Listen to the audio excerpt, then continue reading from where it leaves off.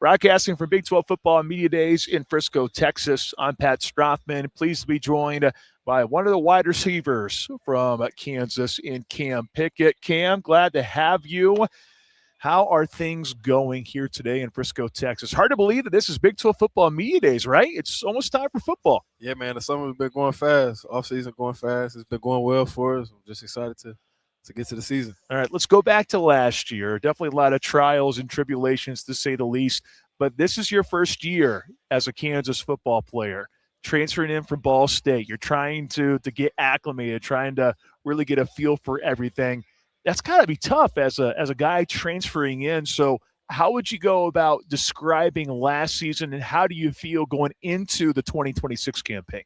Well, last season we felt like there was a lot we left on the table. And so that's been a big emphasis for us this year is finishing games, finishing drives, and we know what we need to do to win games. As a player, it's got to be the most frustrating feeling in the world, doesn't it? Just sure. Realizing how close you are to getting wins and not being able to finish. How do you go about addressing that as a player to try to actually finish a football game and to get more wins? I mean, as cliche as it may sound, they say like it takes 4 quarters, and it really does. It doesn't matter. You can have a good 3 quarters, but it doesn't mean anything if your 4th quarter is bad because it'll lose you the game, as we've experienced. So, yeah. What were some of the things that you decided, and you're still working on it? It's summer. You're still going to work out. You're still going to put in the work in. It's not like you're stopping now. But what were some of the points of emphasis here in this offseason in order for Cam Pickett to take the next big step and to be a guy who's an all Big 12 caliber, if not all-American type of player for 2026? Really just focusing on the details, doing the things that'll take me to the next level mentally with football, whether it be being able to read certain coverages faster, knowing what to expect from defenses just to give me a little bit more of an edge. With your comfortability level, I know it's not Jalen Daniels throwing the football, but do you still feel maybe a little bit more comfortable just knowing the system? Although you got Andy Koltnicki coming in, so maybe there's a little bit of a change, but I can't imagine there's much because some of the concepts that were there when Andy Koltnicki was there at Kansas, it's not like they went completely away. They were still around a little bit, so you probably already kind of have a familiarity with what's going on from an offensive standpoint this year. Yeah, there's some things that are the same. There's some that's different. Sure. So we just, putting all the good parts together, and really just trying to build off our talent in the locker room. Sure. When you are out there, you're practicing, it's important to have this sort of connection with the quarterback. It's so important. Jalen Daniels, it's probably easy to kind of hit it off with a guy like that pretty quickly. Cole Ballard, you have Isaiah Marshall. It's a quarterback battle. Last year, you knew who the quarterback was going to be. It was pretty clear cut. For this year, it's still a competition. As a wide receiver, how do you go about that and handling that process of working out with 2 guys who are both battling out in camp here before too long for fall camp? How do you go about handling that as a wide receiver when you have 2 different quarterbacks like that who are trying to win the starting battle? Well, really just trying to make it as easy as possible for them. Making sure we're on our details, we're on point with our depths on our routes, where we're supposed to be, where they need us there, and just trying to make it easier for them. And then as well as building relationships with both of the quarterbacks, really the entire quarterback room, just because we know they'll both be playing. So. Let's talk a little bit about each quarterback. Cole Ballard. I saw pictures. I thought that was a linebacker, not a quarterback, if I'm being honest. He's a big dude. Yeah. He's a big dude. What do you see from Cole Ballard as a QB? We'll talk about Isaiah here in a little bit, but what do you see from Cole Ballard? Well, he's a great leader. He's very hungry.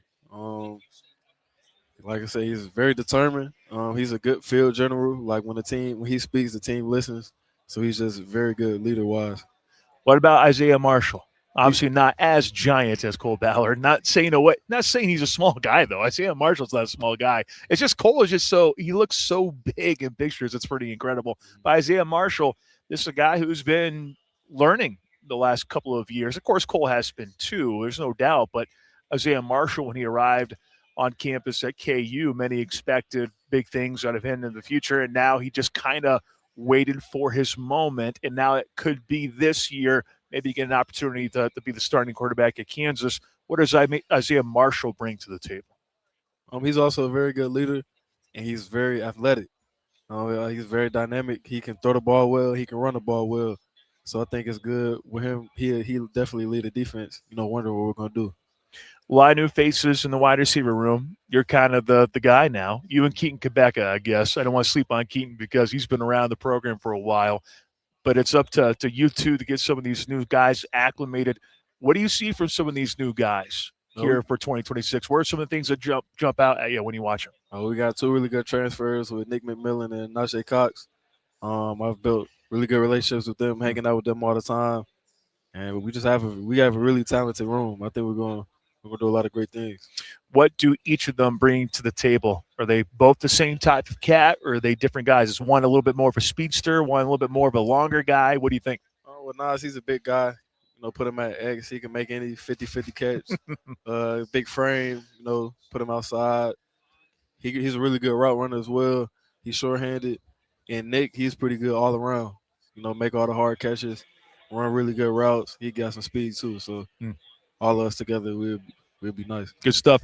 Andy Kolnicki, I brought him up, a guy who really was a part of the reason why Kansas made this huge jump as a football program. He goes to Penn State. Now he's coming back. So you get a taste of Andy Kolnicki. What have you really experienced with the new offensive coordinator? Although not really new per se, because everyone already knows the guy. So he's not really new, but kind of new for Cam Pickett, I suppose. What are some of the things that really stand out to you with Andy Kolnicki as the offensive coordinator now? Really, he's just very sure in what he does. He believes what he does works. It's worked for us so far in spring practice, and we feel very confident in our offense. We focus, like I said, a lot on the details and expanding our football IQ so that the O-line should know what the receivers are looking at, what they're doing, and the receivers should know what the O-line is looking at and what defensive fronts. So I feel like all of that together will make our offense really good. Coach Leipold said you're not afraid to get a little dirty in terms of blocking. Yes, I do whatever. Do you take a lot of pride in that, though? Yeah, for sure. I love it when coaches say that about wide receivers, saying that guy likes to pick up the lunch pail, put on the hard cap, and we're going to go to work. Yeah. Like most wide receivers, no, just give me the ball and give me in space. I'll catch it. But no.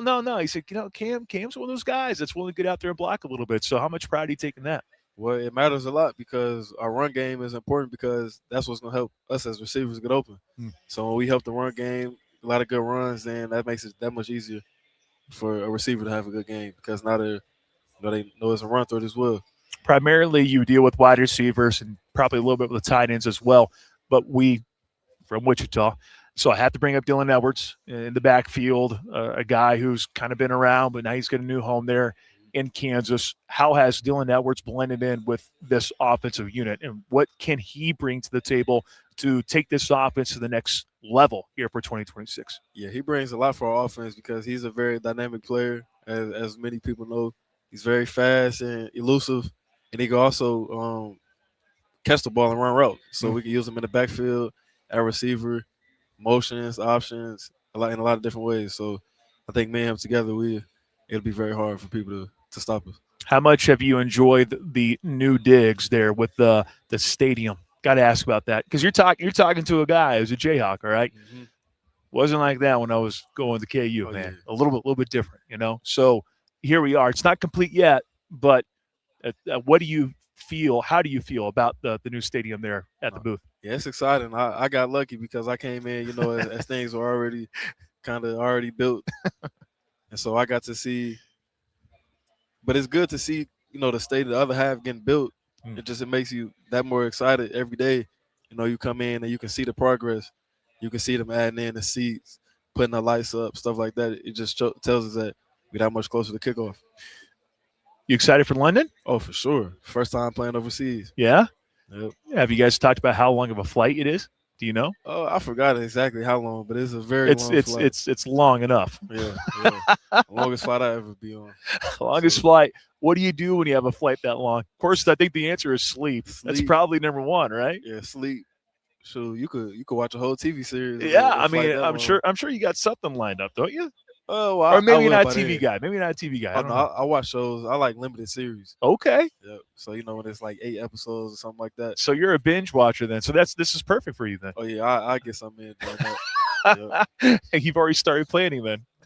Yeah, I'm gonna figure it out. Well, I was thinking to myself too, I was like, well, maybe he brings like a Switch or something, just plays video games the entire time. I don't know. It's something I would do Yeah, if I was yeah. on there. Play a little 2K, whatever it might be. I don't Yeah. know. But, well, Cam, I appreciate you. One last question. In order for this year to be a successful one for Kansas, what has to happen? Like I said, we just got to finish. Got to finish games. That's all it is. Easy enough. Cam, I appreciate you, man. Thank you so much for your time. And best of luck to you this season. Thank you.